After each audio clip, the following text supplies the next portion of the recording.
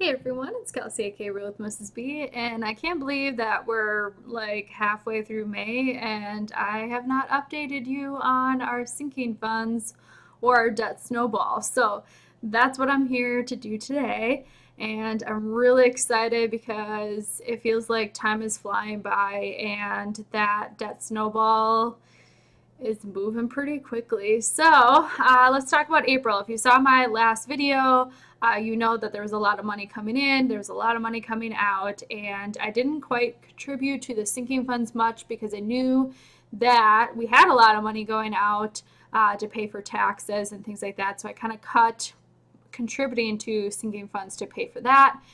So you will see that we took out a few $100s. Most of it was for spring break slash the trip with my family that we have been saving up for. So, but we did still contribute to the car fund. That's almost at $4,000. Took out a little bit of beauty and clothing, car maintenance, cats, and gift money, but those are all looking pretty good besides beauty and clothing. But that one is always one that I'm like, do I really need a sinking fund for? It just sometimes feels like some of my makeup, like it all, like I get rid of it all at the same time, all in 1 month. And when you have all of them go at the same time, that can get pretty pricey. So I like having like a little bit aside. But yeah, so, and then I added the interest. And so now of all of our sinking funds, we are at $5,421.53. And then I just updated the interest amount in our Capital One 360 account. If you are interested in opening up one, that interest rate is pretty awesome. I definitely recommend it. I don't see that money. It's not along with all of my other accounts with Chase Bank. It's separate and it's making money. And if you sign up, I get a little kickback from it. You get some money from it. So everyone wins. And that's sitting at $1,553.56. By the way, anyone who's in baby step 3, when you were getting close to getting done with baby step 2, was it really tempting if you had sinking funds or you had more than your $1,000 in your emergency fund to just use that money to pay up the rest?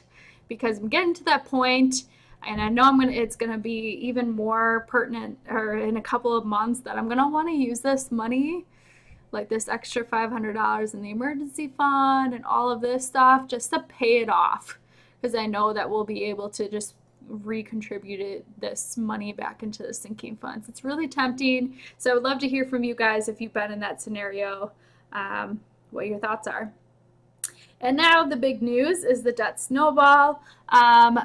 In April, I kind of took out, I just wanted to focus on like how much of our actual income, not like on every dollar, I put in the money that I took from the sinking fund as income for the month. And then that kind of throws off the percentage that it shows that we paid of debt compared to our income. So I recalculated it to show the percentage of our actual income, not what we had saved up previously to transfer onto this month. So that ended up being 47% of just our income. And $2,578 was how much that we spent in April towards our loans, which is crazy because that could buy a car. Anyway, so our average for the year is about $2,400 a month, and it's 44% of our income, which is a great average because I had been averaging just over $2,100 the previous year. So that's going awesome, and I like to have at least $2,000 to keep us on track of getting out of debt this year. So I highlighted where we started at the beginning of the year of how much we owed. $22,500. That's what my debt-free chart says. And we are now at $13,147, which is crazy.